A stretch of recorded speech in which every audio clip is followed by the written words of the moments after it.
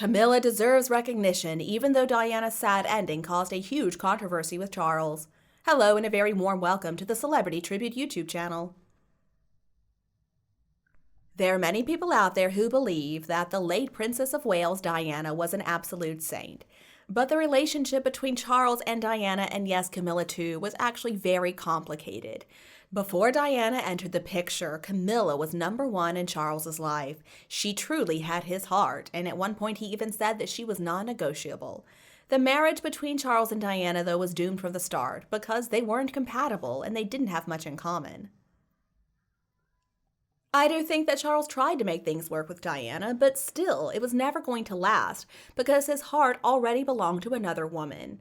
Diana may have been lovely, she may have been charming, and she may have been the people's princess, but she had her own problems. Diana was guilty also of stepping out on Charles, namely with James Hewitt and Oliver Hoare, and also Will Carling. His then-wife Julia suspected an affair between Diana and her now ex-husband. So then it really shouldn't come as a shock to anybody that Diana admitted that one of her fantasies included football players. It was actually a very good thing that Charles and Diana got divorced because they were not happy together. So why should they have remained in this loveless marriage? Diana found her calling to do charitable work, and she also got to spend a lot of time with her sons. And boy, did people hate Camilla back then. But over time, she slowly rehabilitated her image as the other woman. She laid low and she just allowed the old wounds to heal until finally people warmed up to her. Charles and Camilla were so patient, and their patience was rewarded when they finally got to tie the knot back in 2005. And these days, you can look at them and see they are still madly in love with each other, and they're happy. And now, of course, Charles is soon to be the official king, and Camilla will be officially his queen consort. Now, the royal family may love their traditions, but they are not archaic. They don't do anything to harm anybody who may be having an affair with an heir to the throne. Everybody knew that then Prince Charles adored Camilla, and they were just hoping that by redirecting him to another person, a more suitable woman, the monarchy would continue on as it should. But unfortunately, that was not meant to be. That's because Charles's soulmate was Queen Camilla, but then she got married after he left for the Royal Navy. I guess Charles did not think to ask Camilla to wait for him, and so Camilla decided to accept her boyfriend's proposal, and they got married. And then they had somewhat of an open marriage, and they did manage to produce 2 lovely children. And so Charles was on the hunt for the right woman, because he really just wanted to make his family happy with his choice of wife. Lady Diana Spencer was in the right place at the right time, so Charles chose her to be his wife. But the fact is, they did not know each other very well.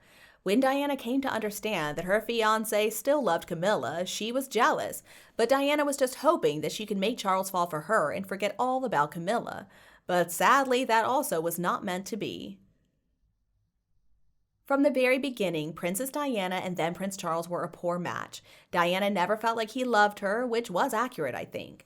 She was also very young, very naive when they got married. She was only 20 years old, and Charles was 32. The fact is, they didn't have much in common. Now, Charles is an intellectual. He loves to read, but Diana apparently was just a fan of romance novels.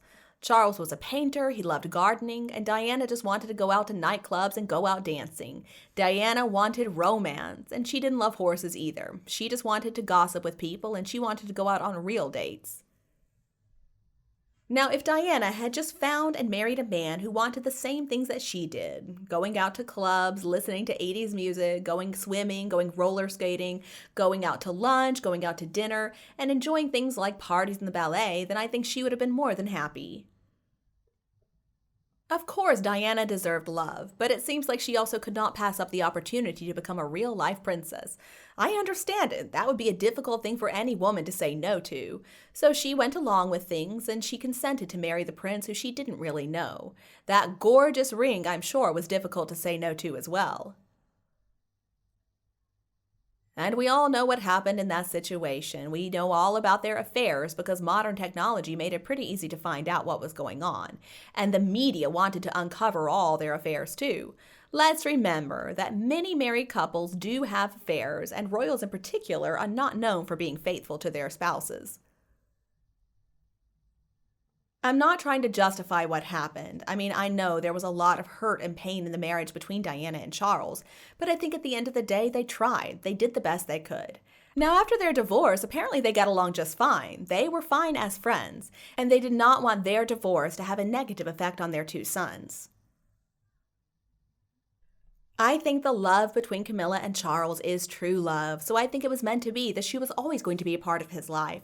Now they're together, and you can see how happy the king is. And Camilla really wanted to be with Charles too, although being a queen is probably the part that was most scary to her when she was a young woman. It's not easy, and that is a job you cannot just walk away from. You don't get to retire. So in my opinion, Queen Camilla and King Charles make each other happy, and they have a lot in common, and that's all we should really care about. And as for the late Princess Diana, well, she also deserved to be happy. I mean, her story is so tragic. She was so lonely, she needed love, and she wanted to be married to somebody who really adored her. Diana was very good at working as a royal, and she really changed how royals were expected to interact with other people. She would go visit the sick and the dying, she would hug them, she would touch them, she was not afraid of people. So Diana really committed herself to the job, and she was so good at understanding people. She had so much empathy. She was on the hunt for love, but her fame was scary to most men. I like to think if she had survived, she would have settled down and she would have found somebody amazing to marry. And we know that no matter what, she would have been an amazing mother to her two sons. I think Diana would be a happy and proud grandmother now if she were still alive. The death of Diana was no doubt tragic. I mean, that part of the whole royal family's lives were filled with pain and sadness.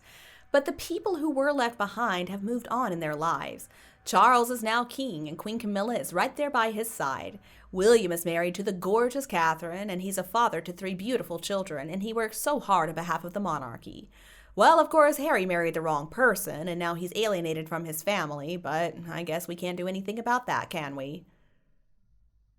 That is the way things are for now, at least. If Diana were still here, would things have ended differently? Probably so. I think so, and I think Diana would have been friends with Queen Camilla too. I still believe that happy endings are real. I still believe in they lived happily ever after. I think at least sometimes it can be true.